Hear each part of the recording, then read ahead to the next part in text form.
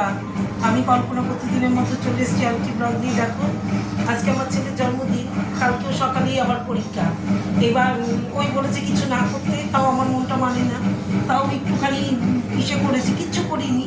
আর সকাল থেকে আমাদের জল নেই, তার মধ্যে জল আসেনি। আজকে করে নিয়েছি, দেখো এখানে গরম গরম সাদা ভাত, গরম গরম সাদা ভাত। এখানে করে নিচ্ছি ভাজা, এই দেখো বেগুন ভাজা, আলু ভাজা, মিষ্টি আলু ভাজা, কাঁকরোল ভাজা, পটল ভাজা, আর এটা মাছ ভাজা একটা।